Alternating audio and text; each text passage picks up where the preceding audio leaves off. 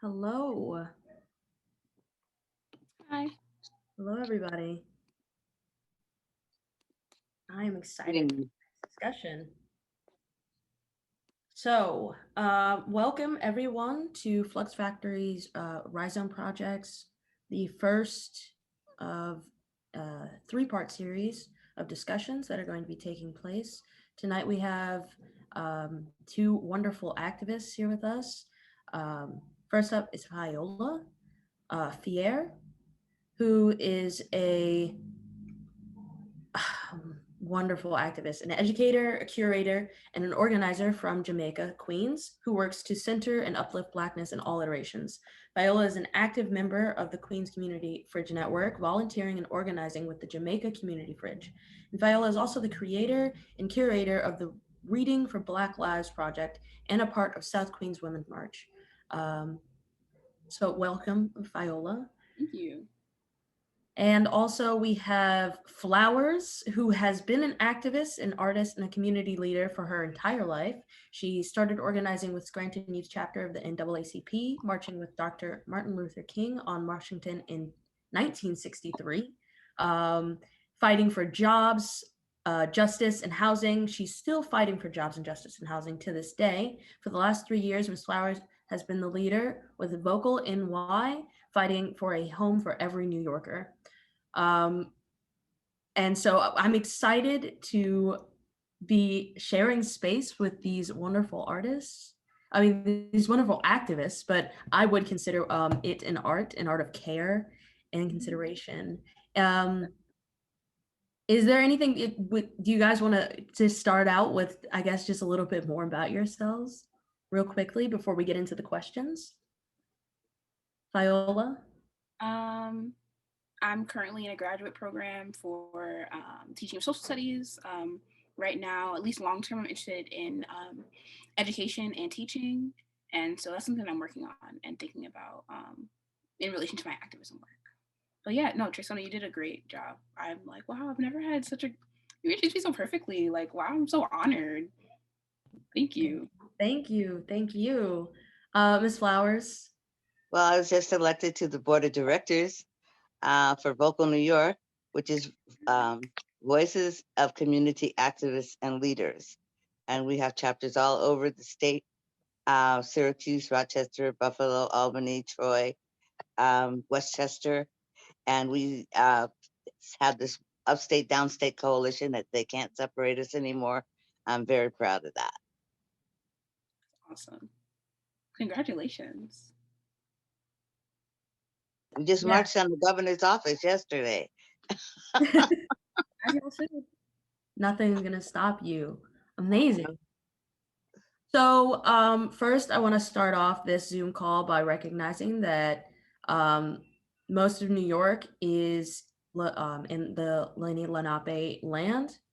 That this land that we are on, that we occupy, is stolen land and it's unceded land, and that we stand in solidarity with the Lenape people and all native nations, fighting against the oppression of this country. Um, just like we fight, we stand with them. So let's start out with our first question, which is going to be what? How did you get your start in activism? And I think we should start with Miss Flowers, so that way we can get the chronological order of things. All right.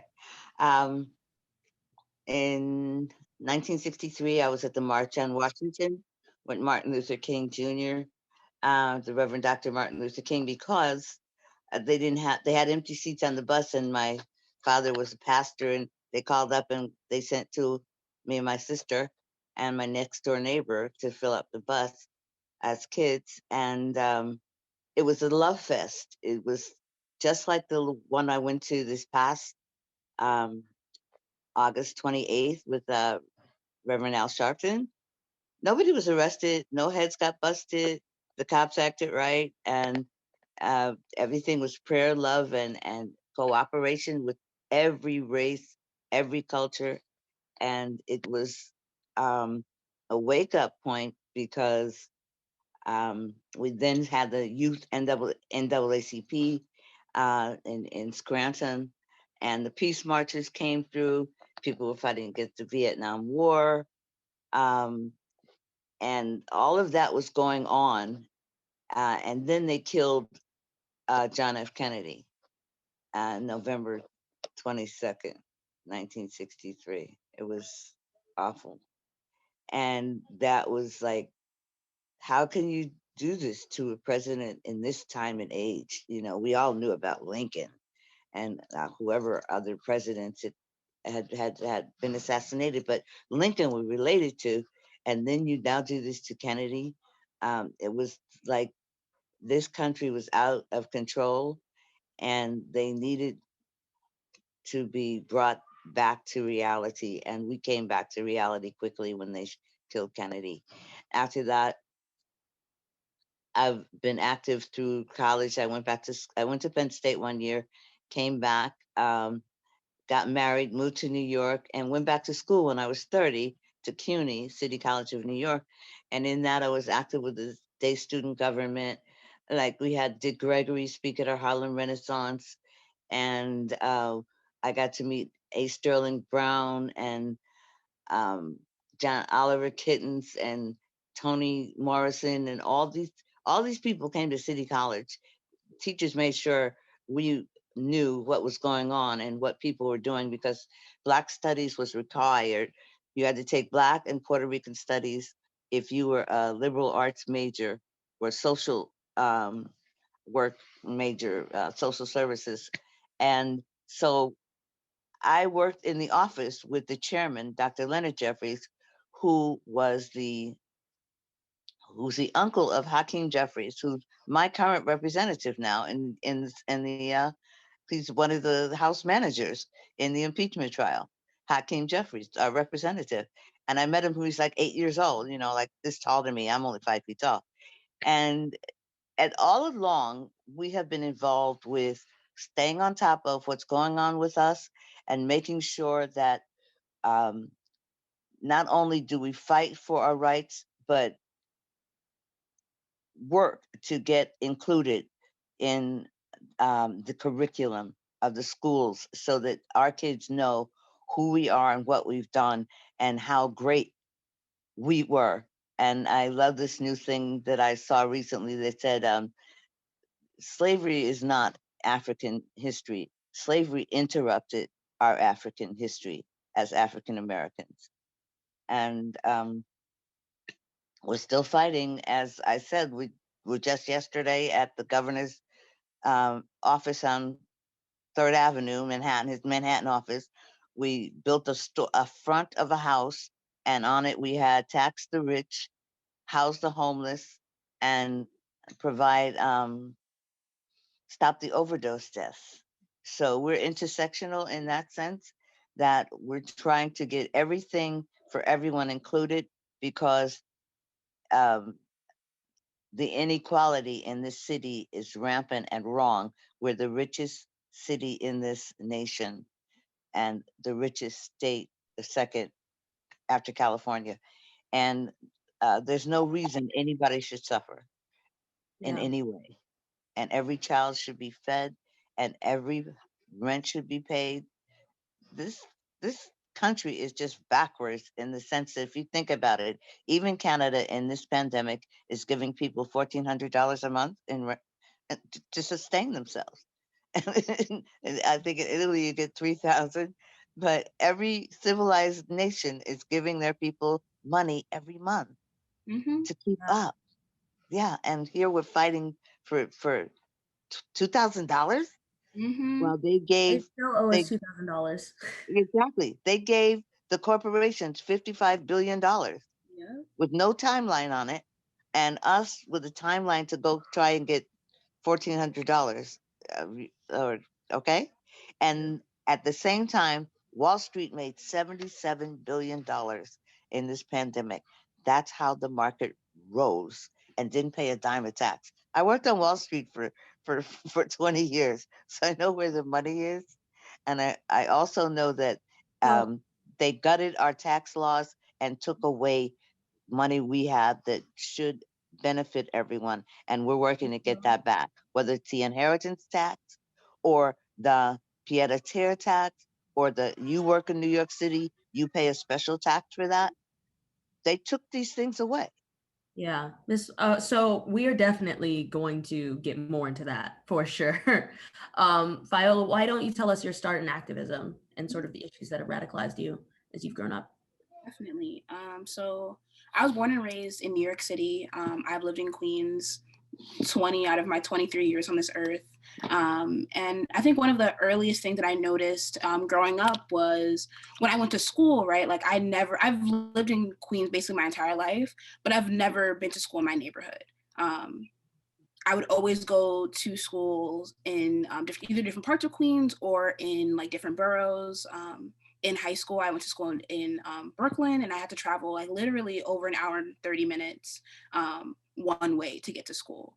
And so I always wondered like why there are like so many schools in my neighborhood. Why don't I just go to school here? My mom telling me like, like those schools, like they're not good schools. And just thinking like, why aren't the schools in my area good schools? Like, why can't I just go to the school down the street from me? And realizing how there are so many systems in place that marginalize schools that serve students of color, schools that are located in low income communities, and just thinking about how that really shaped like my own educational experience. And so that was like my first thing of like, like that's like weird.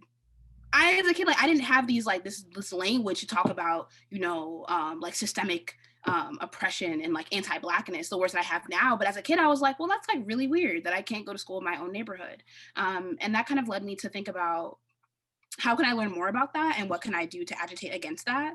And so when I got to college, that's where I really started doing more organizing work and learning more about like these systems that exist that marginalize Black people. And I particularly focus on Black people because I am a Black person. I live in a Black community. My family is Black, and I think when we're talking about oppression in this society, we really talk about anti-Blackness. And when we address anti-Blackness, we are able to address all systems of oppression that impact everybody. And so that's kind of like why Blackness is like where I center my work. And so going to college and thinking about, I was so excited to go off to college and, have this new experience and meet new people and learn. And I got there and I was like, wow, y'all are racist.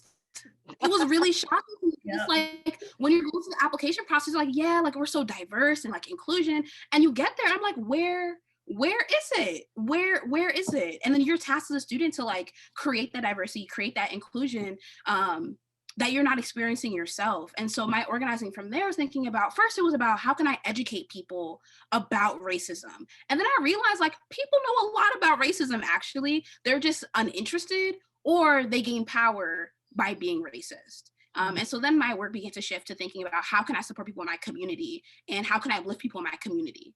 And that's kind of like where, when I think about my work now with Reading for Black Lives, with Jamaica Community Fridge, with South Queens Women's March, how can I support and uplift the people in my community? So yeah, that's how I got started with my activism and the work that I do now. And I want to say, I want to say what radicalized me was when they killed Dr. Martin Luther King, who we called our Prince of Peace, this pastor. And then they killed Robert Kennedy. I was a Kennedy girl out singing, "Let's go, Bobby. Let's elect Bobby." And you killed these two men who were working for inclusion. And Dr. King had gotten the Peace Prize in 1960, the Nobel Peace Prize, for keeping our nation from going bloody. But it was, I have to do something. If you can kill Dr. Martin Luther King, you're capable of anything, but you must be stopped. And I will not stop until I'm dead. I will work for this, for justice for all. right.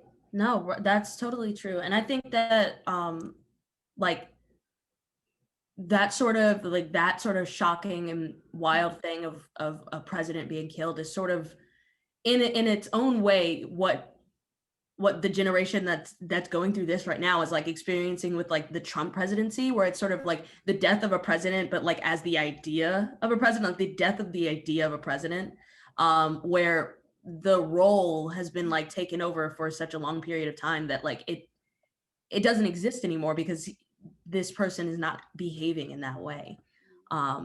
So I can't even imagine like that sort of death of the idea coming from like physical death of seeing the president die.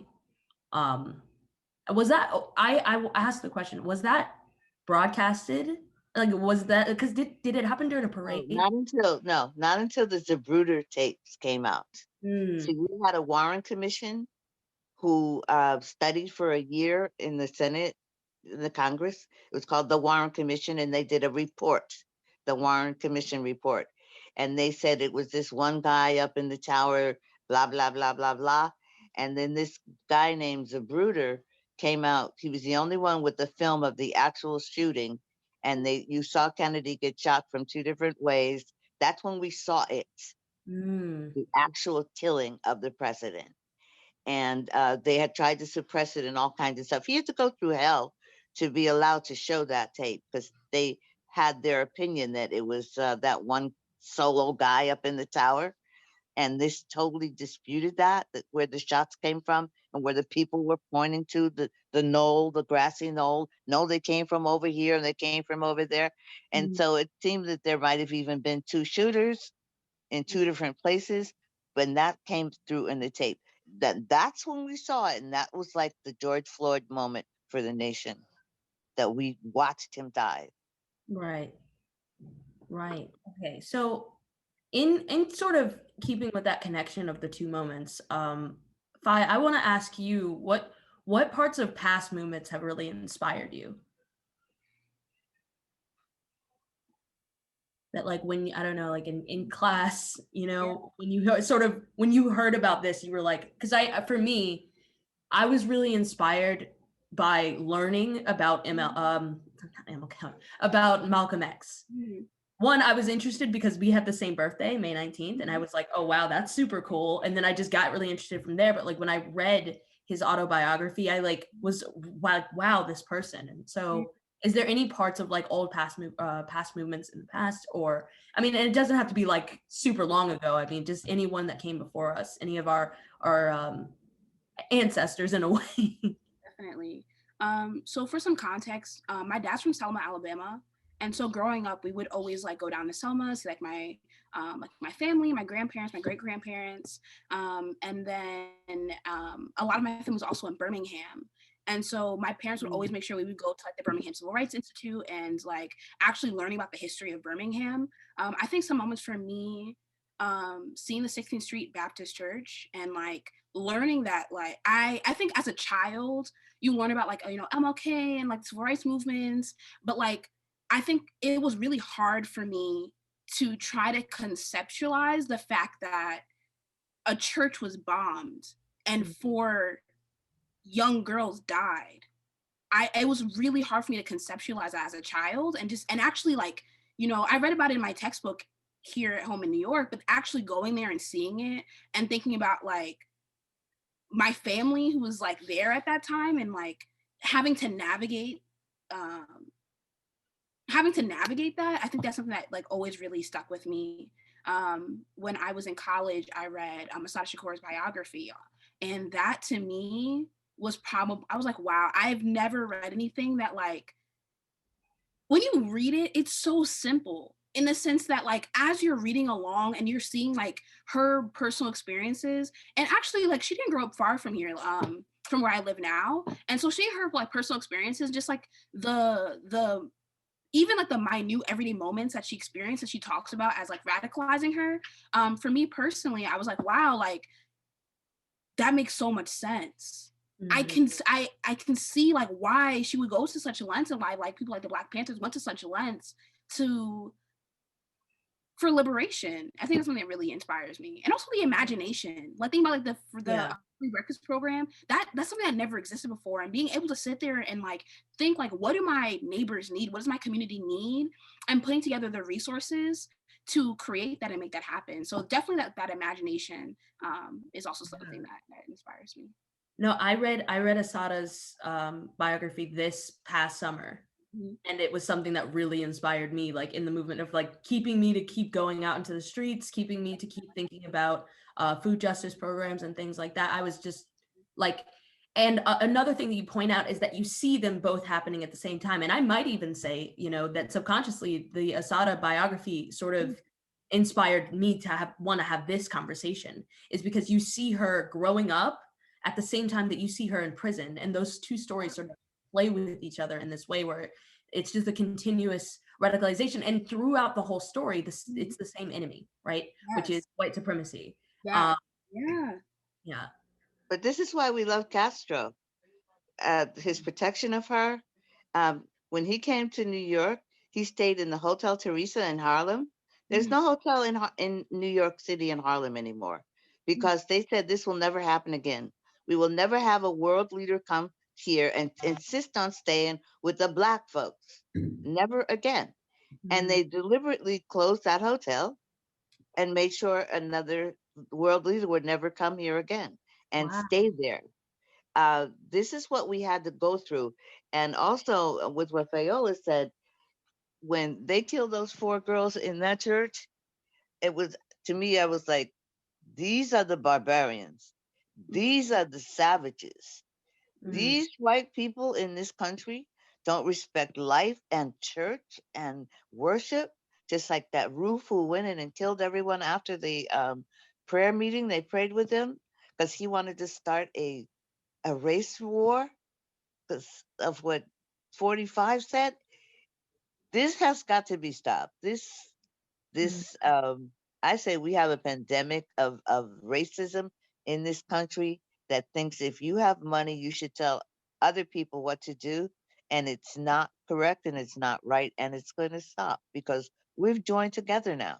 We have joined together, and I love talking to Fayola, and we know that everybody now looks at each other as humans who are humans, and the rest of the people, we're just going to vote them out.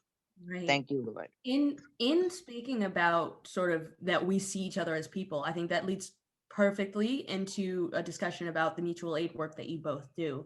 Flowers, you focusing on housing justice, and you touched a little bit on the opioid epidemic and stuff like that. And then Fayola, with your work with the with the fridges and with food and education.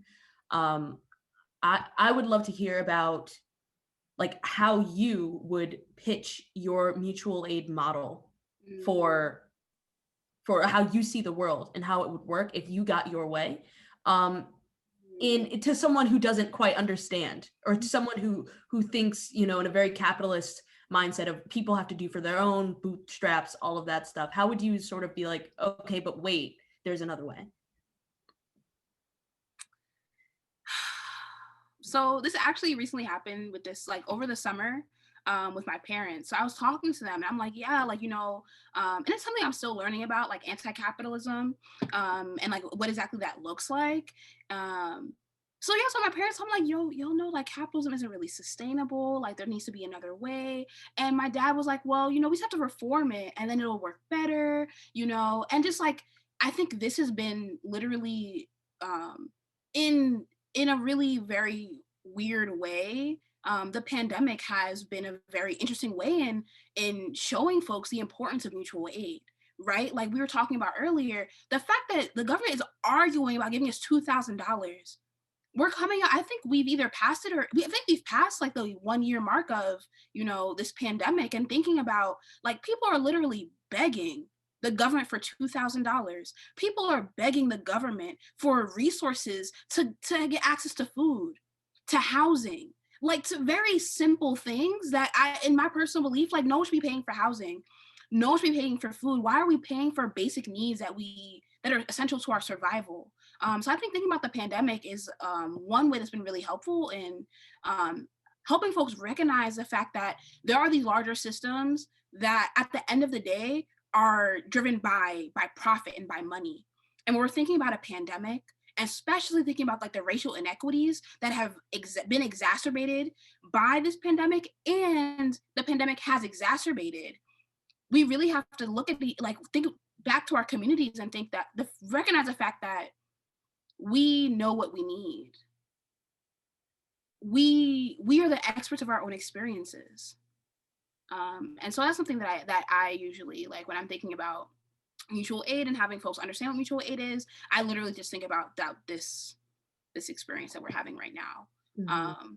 And also remembering too, like just being like, why capitalism? Like, why does this have to be the way? Why do we have to work 40 hours a week? Why is our healthcare tied to having a job? And just asking those questions and recognizing that like this system isn't inherent. It's something that was created and something that it can be destroyed and be remade. Mhm. If I could add on to that, Please. the it's funny to us in that the narrative has to be changed Mhm. because they keep acting as if we are not entitled to housing and Mhm. food and work. And Cuba showed us that everybody can have a job. In Cuba and the CCC, the Something Conservation Corps, which was set up during the Depression, gave everybody jobs. If this is how Zora Neale Hurston went south and recorded the stories of former slaves and Mules and Old Men, I think is the name of the book. Um, but writers were paid to write and to collect stories, and um, people were put to work because they had agencies to say you're going to work. Mhm. Germany has a federal agency for employment that will let you look in the at their resources and see what's available, and you apply for the job and go work where you're suited for. They have a federal employment agency. And if you decide at 30 you don't want to be a teacher anymore, they will let you take 3/4 of your salary and go study something else and pay for your education. In Italy, your education is free to the age of 31.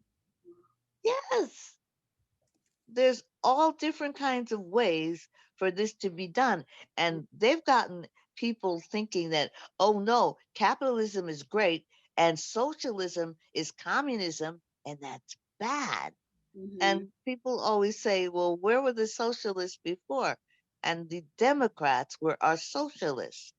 They're the ones who made sure everybody got, they started Social Security, they started Medicare, they started public schools. Mm-hmm. And Brown versus Board of Education in 54 showed that you cannot have separate and equal schools because they're not. And you're giving federal money to these people and they're not giving fair education. So the laws are there. The laws are there and the money is there. Having worked on Wall Street for 20 years, I can tell you that there used to be a stock transfer tax, Mm-hmm. pennies on the dollar, every time there was a transfer. Oh my gosh, it says I have 5% on here. And every time it had a transfer, and it gave billions of dollars to the city and for programs, because we need fair programs, we need fair housing, we need food, we need hot meals for kids in schools, we need schools. Um, when you take the money from the schools, see, and then they flam us. Mm-hmm. Mhm. When they started the lottery money was supposed to be for education. Where's that money go now? So Oh, politics has this bait and switch thing going on often right. that totally uh, subverts people. Mhm. So, for instance, the stock transfer tax that we had pennies on the dollar was in existence until 1981 when rich people in the legislature. Mm-hmm. Hello, flowers?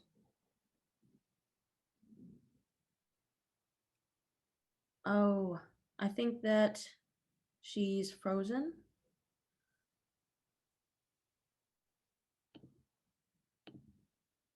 Yeah, she said her phone was dying, and I know She Zoom said that her phone was okay. is pretty brutal on the battery, so she might be trying to find a charger. I see. Mm-hmm. Okay. Well, we can, I guess, continue the discussion. on the note of sort of like what this sort of the latest iteration, like what that means for I guess our standing in time for right now. Like I think something that was mentioned was you had mentioned the pandemic really having a huge effect on things, and Flowers had also said that like there was also this huge radicalizing moment that happened with the murder and assassination of JFK and MLK. And so maybe you can discuss a little like what it felt like, what this past summer and what this past year was like for you. A really hard year. I feel like I experienced really amazing things this year, but also really difficult things. I got to graduate school, which was like really amazing. I met my awesome partner. I started like working like mutual aid work, which I like really love and appreciate. But I think for me, like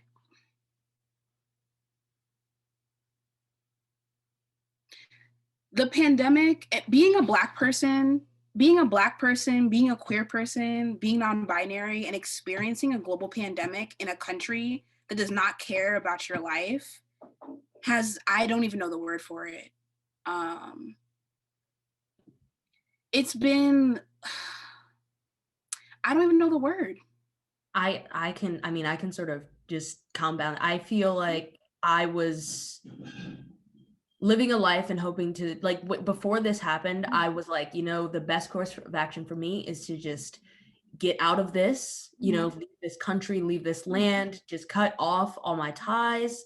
And I think that the pandemic was like, no, you actually are going to stay here. You don't have an out. You need to be here. And it was like very much sort of like forcing me to like realize that like this country and its ways of oppression are so insidious that like the idea that I could even leave and like cut away what this country does, it was like that the whole thing broke for me. I guess that lens broke, and I was just sort of like, I am confronted with this sort of stuff. And I think that the mutual aid work definitely trying to leave is like, anti-Blackness is global. Where do you go? Where do you go? Yeah, I'm sorry, but you're saying about mutual aid work? No, I was just saying that like for me this past summer, getting into mutual aid work was like what helped me take that frustrated energy, because I felt very trapped like in the beginning of the pandemic and stuff, not with like physically like I actually didn't go through the whole like, oh, I hate being inside my house. I was very happy about it, but just sort of the idea that like when the riots and uprising started, I was confronted daily, like with my phone, of like Black death and misery and oppression and the lynchings that we're hearing about, or the attempted lynchings. Like it was just all like hitting me in the face every day, and it was so painful. And I just wanted to leave. There's this word that they would diagnose slaves with. It's called drapetomania. And that was, I feel like I was experiencing drapetomania, where I was like, I need to leave. I can't be here. I have to get free. And it was this like frenzy of emotion that like sort of jumped out of me all in that short span of a month, really. Yeah. I don't know if there's like, let's talk. I want to hear about sort of like how you got started with the fridges specifically over the course of the year. How did I get started with the fridges? I saw all these fridges being put up, and a lot of the first fridges that are being put up in Queens were in parts of like Astoria, like Long Island City, seeing a lot in Brooklyn, like Bushwick. And if you've been to South Jamaica, there are a lot of differences in this community that mean that like folks really, to an extent, I think both like politically and then also geographically, South Jamaica it feels a little bit isolated from the rest of like Queens. And so like, for example, right, where I live, I take a bus to get to the train. There's the railroad, which isn't super accessible for everybody.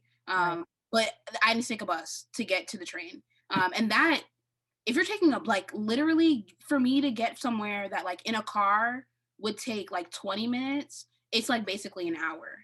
And so that's something that like really impacts like our ability, not our ability to do mutual aid, and like also our thinking around accessibility. And so for me, I was like, my community could definitely use a fridge. And so when I literally like, I saw someone post about it, I was like, are you serious? Like a community fridge in Jamaica? I have to be part of that. Like food is so essential to life. And I also think for me, I was really trying to figure out like how can I kind of transfer the work that I did on my college campus to like my life here back in New York.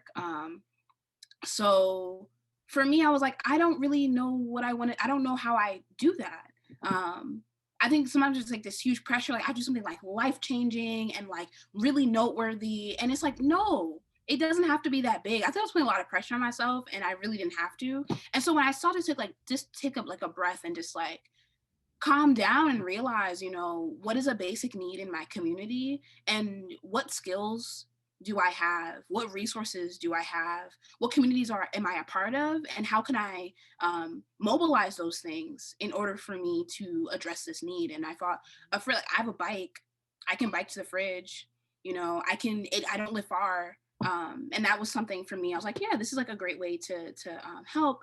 And then when we started doing more political organizing work, that transitioned into, now I was like, okay, this feels very familiar. Like having to talk to elected officials, having to do this really weird thing of like almost this code switching, because you're not necessarily trying to appease them, but if you're gonna play their game, like you have to do.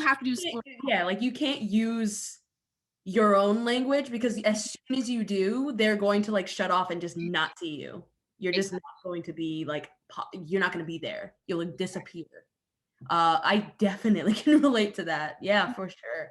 And about using like the part where you said that like of using the resources around you, I'm in Astoria.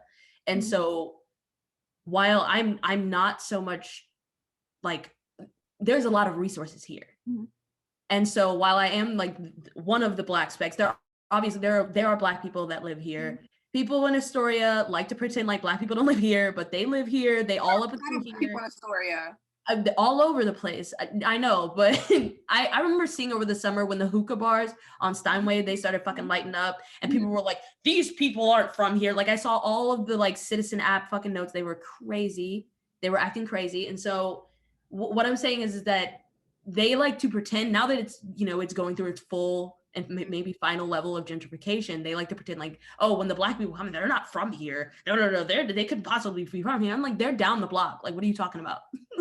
But so when I started doing my work, I was like, how do I, with my work with Queen's Liberation Project, I saw that they were coming out to, like, a lot of well-meaning white people were coming out to protest.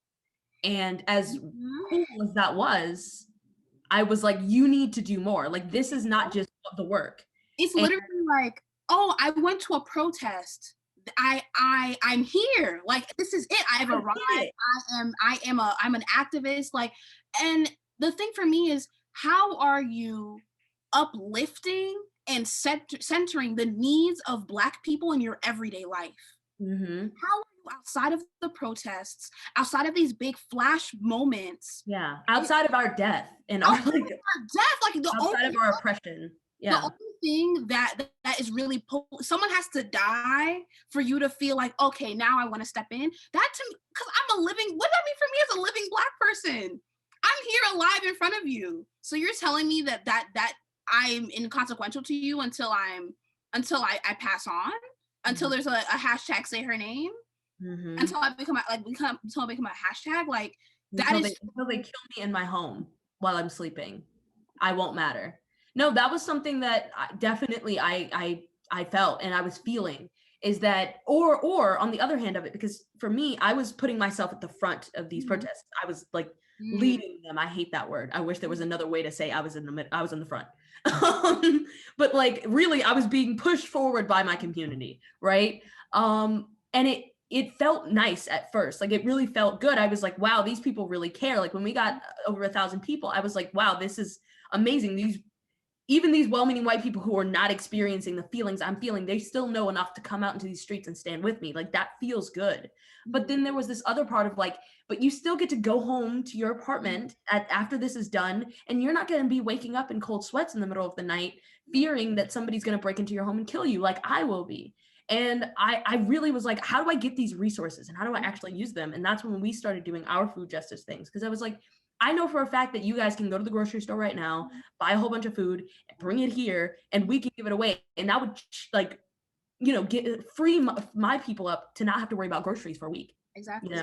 Yeah. And so that's really like, I commend you with the efforts with the fridge. We were us being involved with a little bit with the Queensbridge fridge. A lot of work goes into it, and I don't think people think about the back end work. Do you want to talk about that a little bit? Yeah, I can definitely talk about that. So basically, there are a lot of different aspects of it, right? So you want to have a fridge in your community. First, you have to actually get a fridge, right? Fridges, you know, you can either for a lot of folks are donated. Sometimes you can fundraise and buy one. Many different options. You also need to find a host. Where is a space where you can have a fridge that's safe, that's accessible, that has access to electricity, and a host that is welcoming to the fridge. Like, there's so many stories of people having their fridges literally disconnected and trashed by their hosts because they're like, you know what, I no longer want this responsibility. And it's a big responsibility, right? Like, you're providing access to food. And for folks who might not know a lot about mutual aid, that might feel a little bit iffy. And so there has to be sustainable access when it comes to hosts. And also there needs to be an aspect of it that is this political education of like, what exactly is mutual aid and how can you practice mutual aid. And so then you have a fridge, you know, you have electricity, it's cool, food. So part of that is from donations. There are a lot of like food distribution that happens across Queens and all across the borough. And so you need to have drivers to actually go there. Sometimes there are distributions that happen in like, you know, different parts of Queens. And I'm like, I can't drive. I'm so sorry. Like, I'm a native New Yorker. I don't know how to drive. I can bike. I can't necessarily bike 2 hours. So you need to have drivers to get that food and bring it back to the fridge. You have the people who are cleaning the fridge. There's people who are volunteering to check up on the fridge and make sure that you know, food's not spoiling, and making sure that, you know, there's no trash around. Also talking to your neighbors and, you know, having people understand like, what does it mean that there's a community fridge here? How can you participate, and then also how can you benefit from having a fridge? And I think too, one thing is recognizing how capitalism has mutilated our connections with our neighbors, right? So you might go to the fridge, you might see someone taking a lot of food from the fridge, and your first instinct might be, why are you taking all this food? Like, you're not saving anything for anyone else. Like, you're hoarding. That's not okay. And a part of mutual aid is also changing our mindset and thinking, well, why might this person be taking all of this food? My first instinct might be like, oh, they don't care about anyone else. But you also might think they might have a lot of people that they need to feed. They might be taking food for their neighbors who aren't able to make it to the fridge. And so also changing our mindset and thinking about, rather than limiting access to the fridge, how can we expand the resources so more people can access the fridge? So that's a lot of the behind the scenes work. Now that like I'm like taking classes in graduate school started, I do less of kind of like that on the groundwork in regards to like fridge maintenance, but I do a lot more organizing work on the back end. Yeah.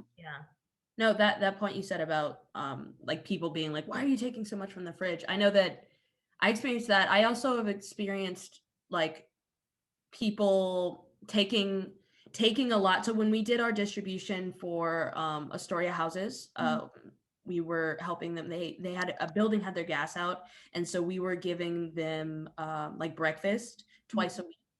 And a lot of times people would like sort of come and hang around and sort of be like, hey, can I get stuff? And we would always pack it up. We would have like fruits, vegetables, and that's not fruits, vegetables. We had fruits, juices, and that sort of thing. And like people would be like, hey, can I have more? Can I have more? And I always just gave them more because I'm like, we have access. Like, I'm the one with the resources, right? If I'm going to be stingy with them, then why am I here? I came to give them to you, right? And I think that that's another thing about of like decolonizing our minds of like, why is it that like, why is it that one can feel like they, once I have possession of something, I then have to make sure that I everybody gets only a little bit of what it is, you know, or this idea of like trying to stretch things out as much as possible, when really I can just always just go and get more. And at least my reality in doing mutual aid work is that there's never been a chance, and there's never been a time in which we needed to get something like food or in some cases money, where we're not able to at least like get enough that we can do what we have to do. There's always so much when it came to free food distributions and things like that. Like I think that capitalism puts us in this sort of supply and demand mindset where things have to be like, we have to keep things low so that way people don't want it more, or I'm sorry, we have to keep things low so people want it more, and it has to be scarcity and all of that stuff. I love challenging that belief, and I think that something people say, or something that I've heard a lot, is solidarity, not charity. That really makes me like sort of question, well, what do you nodded your head, so I'm sure you've heard of it before. Maybe you can sort of talk a bit about the solidarity, not charity, and the ideas behind that. Definitely. So solidarity, not charity. So one, like, solidarity is about politics, right? Like, just because we have the same, just because we're in the same community, or because we have the same identity, doesn't necessarily mean that we're in solidarity with one another. So when we're thinking about solidarity, we're thinking about political organizing, and not necessarily in like the traditional way of like running for office, but like political organizing in regards to like our understandings of the world, and our understandings of systemic oppression, and how we're working together in order to address them. And solidarity, I think of it as like we're on the same level, where we're coming together and we're supporting one another, and it's a mutual relationship. When I think of charity, I'm thinking of it as a top down, where it's you're having someone who is in a different position, and they're not thinking about it as we're helping each other. It's I'm helping you. And I'm in this different societal position, and I have different access to these resources, and I'm helping you, but not thinking that as a mutual relationship. And so we want to be focusing on solidarity because we want to be working towards being in community with one another. And that's really what's important, rather than helping. And I think also when we're thinking about, I'm helping somebody, it to an extent it's temporary. When I'm in solidarity with you, it's not temporary, it's not transactional, and it's also there's a sense of longevity there too. Yeah, and sustainability as And well. Like it continues. Mhm. Yeah, that's perfect. I have another question about, okay, so the latest movement seems to be led mostly by young queer Black femmes. And I think that sort of differs in a way. I mean, obviously, I wasn't around during those times, so I can't really say for sure. But in the way, at least, that past movements have been perceived, all that we're taught in school is about these male-led movements that eventually failed, and if they strayed away from the peace model. Um, and I think that this time around, like really looking around me on the streets, when I was out on the streets, I saw young Black femmes and women alike coming together and leading the charge. How has that experience been for you? Like, what do you how do you feel about this kind of representation? I have such mixed feelings about representation. Not representation, No, I yeah, but but sort of like the like literal sense of representation, not the like portraying of that, because we can definitely get into that as well. definitely. It's hard to imagine yourself doing things when you don't see other people like you doing that, if that makes sense. And not in the sense of like, like hashtag representation, but in the sense of seeing folks who are in solidarity with you, and seeing folks who are understanding their experience with oppression in the same way that you're understanding it, and seeing the work that they're doing. For me, I remind myself every day that I'm not alone.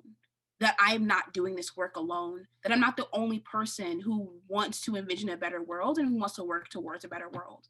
And so seeing other like Black queer femmes do this work is honestly so, it's liberatory. It feels liberating to know that there are other folks who see the world in the same way that I do.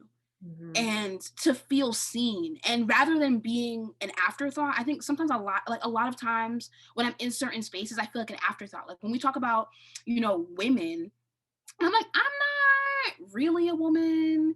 And then also when we're talking about women, we tend to think about white women. Like, how does our understanding of like race and class and gender, how does that impact our understanding of what it means to be a woman? And so sometimes I feel like I have to interject, or I feel like I'm forcing myself into a space when I'm not automatically seen. And it's like, oh yeah, like we're intersectional, but that there's not actually that structural understanding of intersectionality. And so being the center rather than being on the outskirts, and having folks be like, oh yeah, like we're here for all women, but like that's not what I'm seeing. You're saying that, but that's not what I'm seeing. But when I'm seeing Black queer femmes and they are organizing, I know that they're thinking about these intersections, and they're thinking about those who are most marginalized and who have been left behind by these other movements. Yeah, it's sort of like getting, do I want a seat at the table, or do I want to make my own table where it's a table made for me? I totally feel you on that. And I think that because of the pandemic, my idea of gender and it as a performance has changed in such a way that, like, let's talk about it. Let's talk about it. Gender's a scam. Gender is not real. It's not. And thinking too about being a Black person with a gender, and thinking about how race directly impacts our understanding of gender. Gender's a scam. I was like, you know what? I gotta let it go. I can't. How does gender serve me? Exactly.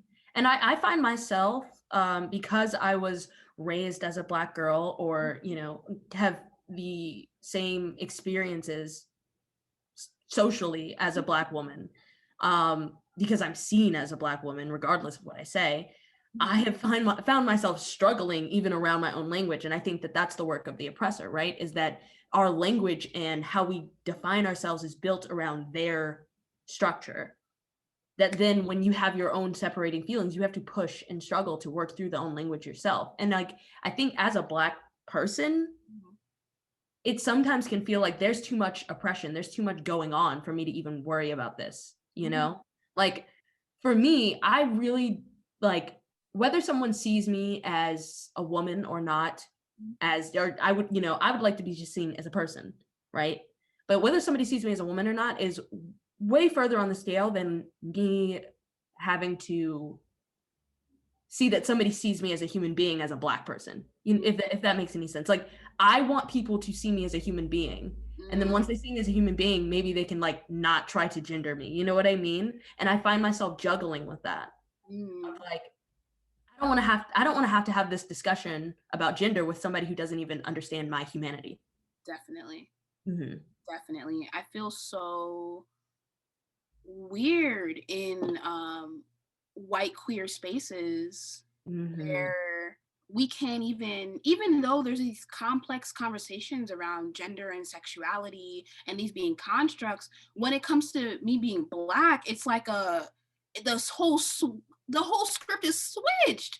And I'm confused because I'm like, well, if we're talking about these things being constructs, and we're talking about the importance of respecting people's pronouns, and we're talking about respecting people's identities, and that only applies to gender and sexuality. It doesn't apply to class. It doesn't apply to race. That, to me, I'm just like, why is there such a disconnect? Yeah. Why does it end there? Why does the conversation end there? I know for me, I went to a predominantly white institution that just so happened to be an extremely white queer space. I won't say names, but I constantly felt like it wasn't that people, like, I could easily, if I had known to question my pronouns during that time period that I was going there, and my change about gender having changed in this last year, I would have easily been able to been like, say my pronouns correctly. And they would have been like, okay. But when I was having discussion about being a Black artist, it was like, no one wanted to engage in that conversation. Nobody can shut me up. So I would talk about being Black all the time, but it was the way they would engage in that conversation was very much so, we're just going to let you say everything that you're going to say. We're going to let you finish. And then we're going to move on to something that we can all talk relate about. to. And we can all talk about. I was literally having this conversation with my partner because my name is Fayola, and it means one who walks with honor. I absolutely love my name, and I am so proud of my name. And I have a lot of people who will call me, like, sometimes like in organizing spaces I will go by Fi, but a lot of people who I don't really know call me Fi or Faye or Viola, Viola, Fiola. And when it comes to pronouns, white queer people are on point with the pronouns, but then when it comes to my name, somehow that's a problem, as if that's a different conversation. And as if I did not introduce myself to you as Fayola, and then it quickly becomes, oh, Fi. And I'm like, so if I called you out about pronouns, it would automatically be fine. But if I call you out mispronouncing my name, then it's whole weird complex. Oh, come on. It's, your name is just a little, it's hard to get. I can't, you already know that I can totally relate to this. For most of my life, I went by Tracy because I was named after my Aunt Tracy, but my mom had a little flair for the dramatic and wanted to spice it up. And so she came up with Trasonia. And I for so long, I felt ashamed of my name because anytime I said it to a teacher, and this was like when I was a child, like in elementary school, when I would say it to a teacher, it's, how do you pronounce that? And I say, oh, Trasonia. And they're like, oh, just because it has the I, so I would think it's pronounced Trasonia. And then they just call me Trasonia for the rest of the day. And it's like, but I told you how to say it. I sat here and I told you how to say it, and then you decided to mispronounce my name. That's disrespectful. I remember being a child, man, I let people call me Fayola. And my mom came to parent-teacher conference, and my teacher called me Fayola. My mom was like, no, her name is Fayola. And at that point, when my mom did that, I realized that I had the agency and power to correct people when they mispronounce my name. It's really awkward in the virtual sense now because it's like trying to unmute and then like there's a lag and then you're trying to, it gets kind of awkward. And so that's something I'm still like working, that's still in the virtual sense, I'm still trying to work towards. Like I might start putting my pronunciation of my name in my, like when I rename myself. But it is so weird especially when you've met someone multiple times and they say it right the first few times and they start mispronouncing it, and it's just like they slip out of it. am I a new person? Like, is this I've somehow morphed into this different human being while we've been discussing. No, it definitely is. And I will say that with the virtual side of things, I have been like more just like relaxed on correcting people just because I'm like, I don't want to be on the Zoom call forever. So I'd rather you just get through what you have to say. But definitely before, I was going to a lot of open mics and stuff. And there was this guy who would like lead the open mic I'd go to every week. And he would consistently always introduce me as something else other than my name. And he was a Black man, but he still like would just get it wrong. And I would just clown him. I would get on the mic and I'd be like, oh, you were so close, but it's actually Trasonia, just clown him the whole time because I'm like, you're gonna say my name right. I had to go through like a whole reclamation of my name because I had been going by this nickname that like especially in thinking about gender, I was just sort of like, I would rather be called Trey, but I just took on Tracy so early that like, but I was like, no, fuck that. Like Trasonia is a great name. Nobody else has it, you know? Fayola is a beautiful name. No, I don't know anybody else that has it. Like, and these things mean things, like as you were saying before. And I think that like that's part of like the revolution in and of itself is just being like, I exist as a person. Yes. You know, you need to see me how I see myself. Yeah. And I think too, another part of it is about accountability. When I mispronounce someone's name, I need to be accountable. I'm sorry I mispronounced your name. How can you tell me your name again so I can pronounce it correctly in the future? I think so much of this work about mutual aid, of like liberation, revolution, is also about accountability and recognizing the harm. And I think we need to also expand our understanding of what harm is. When a white person mispronounces my name, that is harm. That is evoking centuries of white folks deciding how they are going to refer to Black people.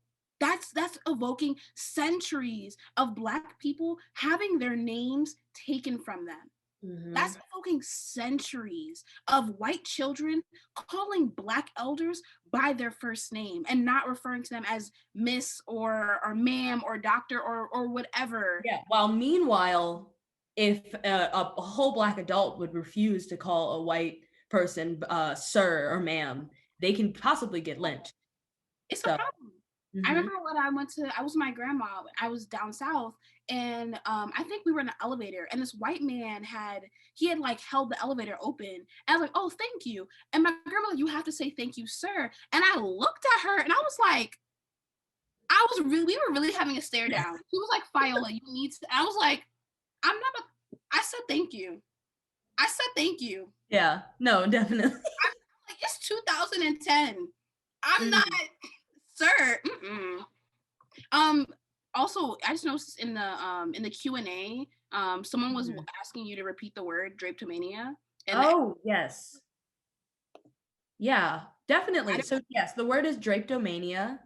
And it's just I would encourage everybody to look into it. It's mostly, the story can be tied to the fact that like the American health system has never given anything toward Black people, that they've never cared. I'm trying not to curse because my mother's here. That they have never cared much about Black people and our bodies as human bodies, unless of course they wanted to study us, because of course we can be lab rats, but we just can't be human. And so the idea is that a slave would have to be going through some sort of mania and craze to want to be free. That's really the idea. But I think that the idea of drapetomania being like, for me, is the absolute and total resolve to be free. Being like, I am no longer going to settle for it. And during those times, slaves who were seen to have drapetomania, their legs were cut off. Or like one of their legs or both of their legs were cut off to keep them from escaping, because it would be that they would just keep doing it. It didn't matter. Like, you would put them back, beat them, all of that, and they would still run away, right? And so they'd cut their legs off. And then of course, once you cut their legs off, they're no longer as good of workers, of horses, of mules to go back to so they would be put down. So that's what happened. That's the history of like medical that's a medical history of this country that doesn't often get spoken about. So yeah, drapetomania, when I learned that, I was very vividly ferociously writing poetry at the time. And so I definitely I was like, oh yes, that word is perfectly how I'm feeling. It's like, I need to get free and I don't care. Another, I guess, story of drapetomania was, no, I did not forget his name. The story that they would tell us at school of the man who shipped himself to freedom in a crate. Do you remember his? Oh gosh, I want to say it's Sam, but I just don't think it is. Never mind. But I just think of the idea that you're like, I'm going to mail myself in a crate to the north to get free. And like, yeah, I would. I read, oh, sorry, go ahead. I think one thing I'm kind of realizing, something I'm still working through, is like, to what lengths am I willing to work to be free? And what does that look like in my everyday life? Henry Brown, sorry to cut you. Yes, Henry Box Brown was what he was called. I'm about to look him up. Yeah, it was a wild story. But the lengths that which I will go to get free. I know that was something I was thinking about when we were when I was going to more protests. I was like, because especially at the time, there was a lot of, hello, Flowers. Flowers is back. Hi. So I'll finish my thought, is that during the time, there was a lot of violence being done to Black people on the streets, but I still felt the urge to go out and protest. I was like, I don't want to just stay inside, but I sort of was like, at what point do I want to like put my body first? Like, especially as a Black body, once there was a point, like a shift in which there was just violence every night, like people were just getting beat. I was just sort of like, if I go out there and I get beat, how is that going to further my cause of liberating myself? Like, and I think that there's this sort of consistent story that gets played of like Black martyrdom, where you have to put your body on the line and you have to be willing to die. And I think that kind of just, especially the idea of it, just lends itself to like white supremacy killing Black people, you know, where it's like, I'm willing to die. And it's like, okay, fine. Then, you know, you have drapetomania and I'm going to shoot you in the head and then you're dead. A lot of people always talk about MLK being so like for nonviolence. And so you should be like him. You should be nonviolent like him. And the one thing I say is they shot him. He was murdered by white supremacists. And so at what point is my, like, where am I, am I going to get me free? I don't want to just be, I don't want to just pass on the struggle to the next generation. I want to be free within my lifetime. We have to change the narrative. Yes. We have to change the narrative. Everyone deserves to be free. Everyone deserves to have housing, food, a right to work, a right to clean air, clean water, clean dirt to grow the food, and not genetically modified. And we have to take back those powers that we let rich old white men take from us, just like the right to charge white men with raping us. And until Tawana Brawley happened in New York State, no white man had ever been convicted of raping a Black woman in New York State. They just did it and walked away. And this is the same attitude they're having with this Me Too thing.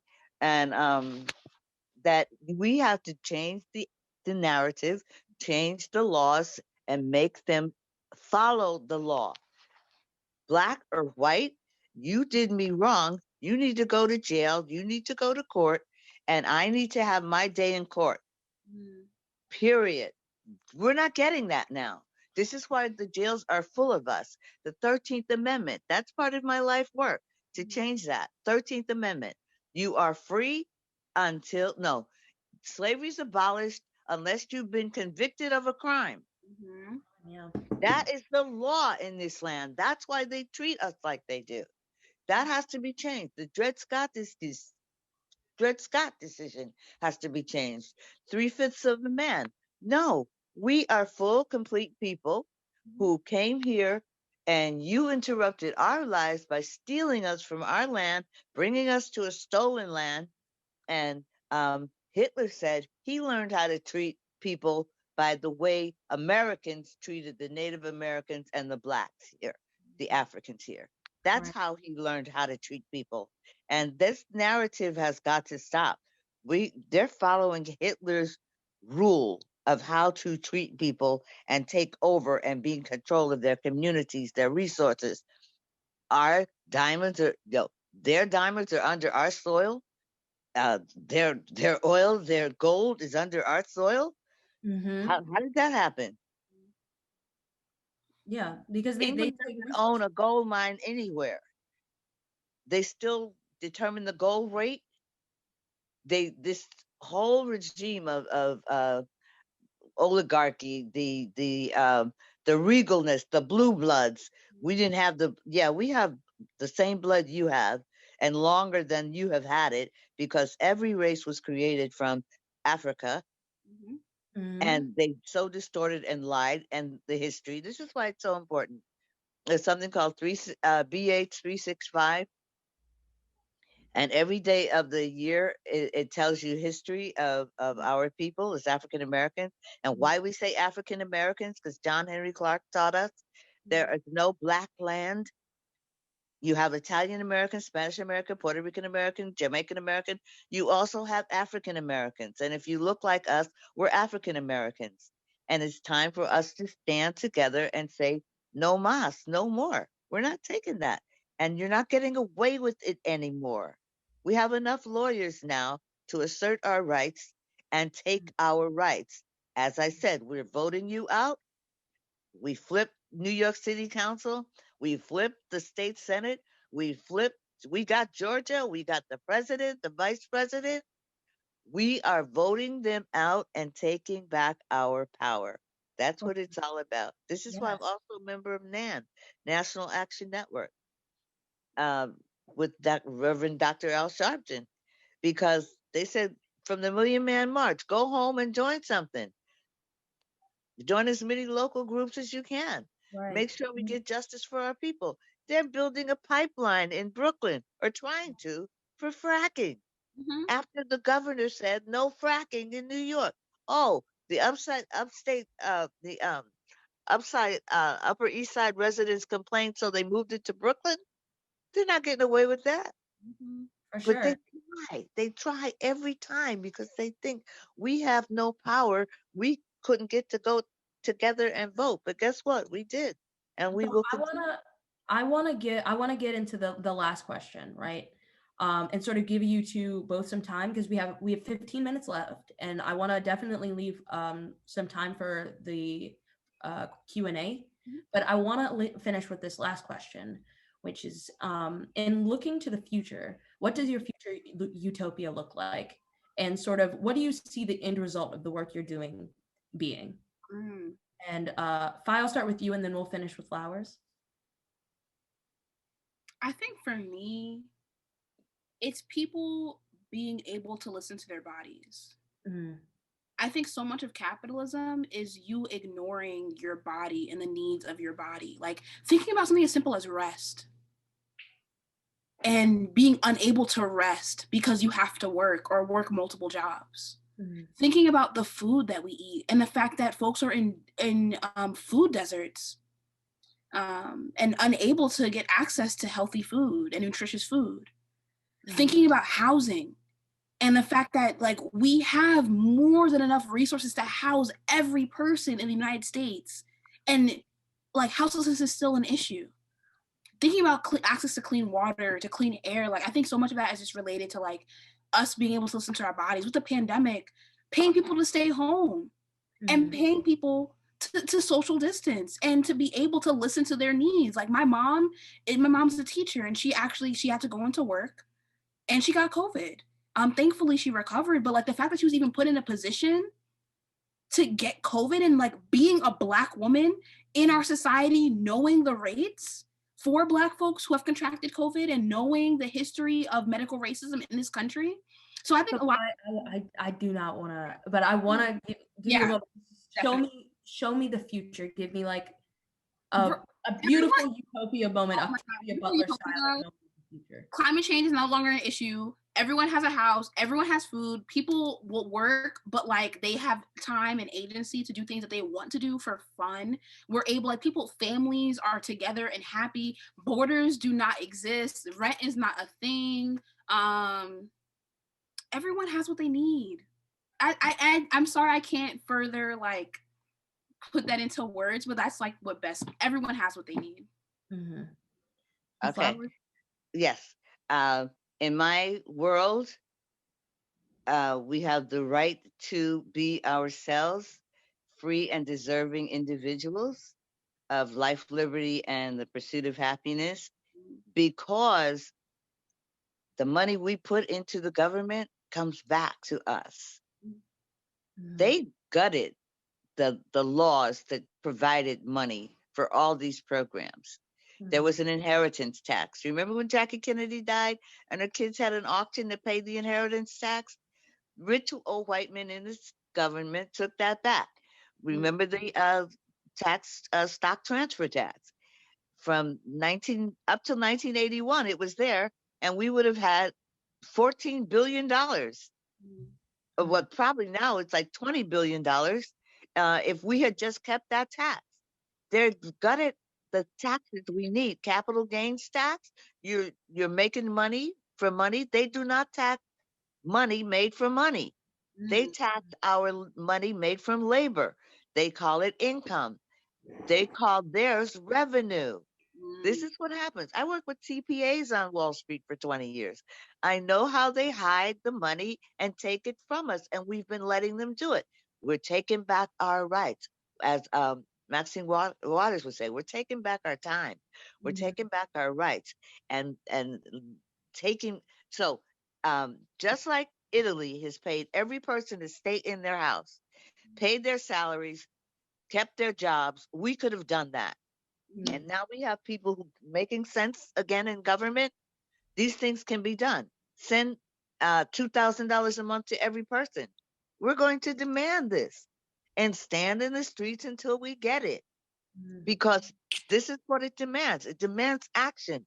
We stopped traffic yesterday by the governor's office with a house front we built. And we even stopped the buses from going up Third Avenue. And then we stood in the streets with our banners and this wooden house front we built that said, tax the rich, let them pay their fair share. There's no way you make 1 million or 10 million and you pay the same tax. When I make 10,000 and you make 50,000, and it's a big difference in our tax. Right. We have to have this equity back again, which is what we're fighting for, which is why we're voting. No matter what, we're going to vote. We're going to say you're going to treat people right, you're going to treat children right, and you're going to let everybody get a lawyer anytime they want. Just like now for housing, you need a lawyer, you get a lawyer now. When I was evicted, I had no lawyer, and I had a preferential rent. My rent went from $475 a month to $1319. I could never pay $1,319 a month. I was in that shelter for 5 years. Now I'm out in an apartment, a 1-bedroom apartment where I pay 1/3 of my income in a program because I'm an elder. I'm now 75 on March 7th. So we have to treat everybody equally and make sure everybody has equal access to medically assisted treatment, to come off of drugs, to do what England does. You get your drugs from the government in England at a fair price because it's a personal choice. We need clean syringes, safe consumption sites, no more overdose.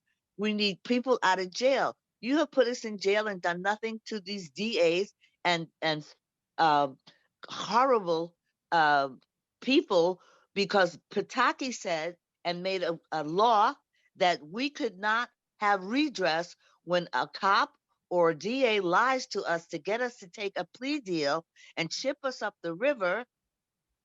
We have no redress to that. That is wrong. That has to change. Right. This is why we're filling the jails. Mm. And wrongfully. Look how many people are in jail for the wrong. And then, oh, a little white boy who raped a girl unconscious cannot go to jail because the judge goes, "Oh, you'll be hurt in there." Yeah. But a black kid they falsely accused, people. One man just came out of jail after 30 years wrongfully for saying he had raped someone. The Innocence Project, That's and they even sent him something up that, the river for 30 years. All this disparity has got to stop, and they yeah. have to stop it because we're voting and saying this is wrong and it has to stop. Right. And I even to that degree, I mean, when you look at the disparity between sentencing times for marijuana possession and felonies like trying to, steal or trying to wage a coup on the United States government. I saw that only like one of the people who were sort of spreading the lies about the election being a fraud and all of that stuff. The max they'll get is like 5 years. That's what the charge is. The felony to that degree only gets you 5 years in prison. So it's They like, let them walk away with the guns. They yeah, let I them. mean, no, I'm saying they're not even charging them yet. That's just what they could get. That's like the maximum is like 5 years. And It's it's not not if after they follow the law and charge them with sedition and treason. Ah, and don't let them lie to you and say we need another law, this COUP Act. They don't. We have the laws on the books already to Hmm. get rid of everybody in Congress who did it, like Cruz and all those other people, and also convict them and put them under the jail for Right. for for destroying the Capitol and trying to kill Pence, the vice president. As they said, the uniqueness here is they're the judge, they're the jury, and they're also the witnesses and the victims who they tried to kill. They came with nooses and twist ties to hang them up, to Right. handcuff them. So unfortunately, we have to move into our Q&A section. I have two questions so far. So I'm gonna start with Going again. Oh my God. I'm going to start with the first one. It's from anonymous attendee. It says, what are the next steps you think we should take in the liberation movement? And can we actually have reform, or are we stuck in an ever-turning cycle? And I'll aim that one towards Fayola, because the next question we have is specifically for flowers. I think we need to think of liberation as an everyday act. Liberation is not, when I think of liberation, like, I don't think of it as like there's this one huge event that happens and like we're all liberated. It's like we're constantly working towards it. And it's constant steps that we're taking towards liberation. So I think it's really important for us to recognize how liberation shows up in our everyday lives and how we can practice liberation in our everyday lives, in our interpersonal interactions with one another. As we were talking before about like getting our names pronounced right. That's something that seems very small, but it's about seeing one another and also about taking accountability. And so I think that's one aspect, like really making sure that we're seeing that in our everyday life. I think too, we have to move past electoral politics. I think like a lot of times that we talk about, we have to like vote in the right people and we have to follow these like political processes that are a direct result of slavery. Like the electoral college is a direct result of slavery, and the fact that that's something that's still in the works today. Think about democracy. Democracy is about who, when you're voting, who has a majority of votes. Who's the majority of people in the United States? It's not Black people. And so when we're thinking about that as well, I think we need to move past electoral politics and again think about mutual aid and how we can support one another and how we can show up for one another outside of like politics and outside of politicians. Yeah, but it's also hard for me, right? Like I think my understanding of liberation movement is directly impacted by like me being here in New York City in this specific time and in my specific body as like a Black.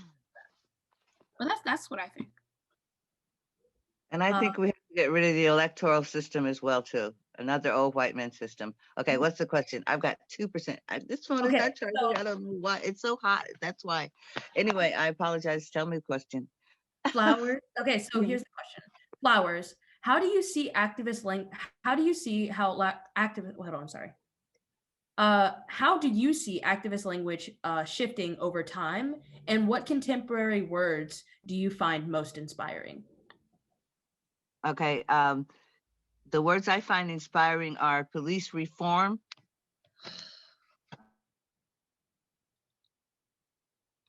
Oh no. I know it's supposed to be a fire list too. I want to know what the rest of the words were.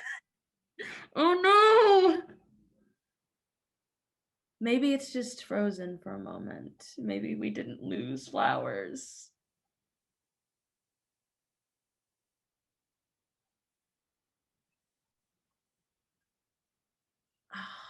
I think we may have.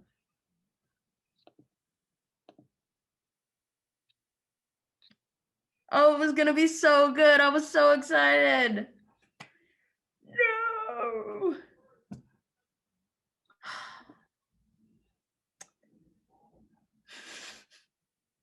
Oh no. We lost. Damn.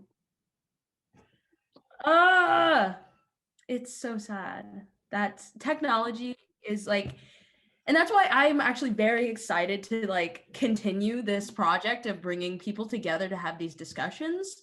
Because I feel like after the pandemic is over, having these kinds of conversations be a part of the media and things that people are watching going to the future, just like in the 60s through the 80s through the 90s, even there were a lot of these talk shows that were really bringing together like Black philosophers, really bringing them together and hearing them speak. And obviously they were organizers and activists in their own right, but it was really about like philosophy and getting into the mindset of stuff. So hopefully after the pandemic is over, we can actually have this conversation again and bring you guys into the same space to share space with each other. Is there any last things that you wanted to say, Fayola? I think the biggest thing is that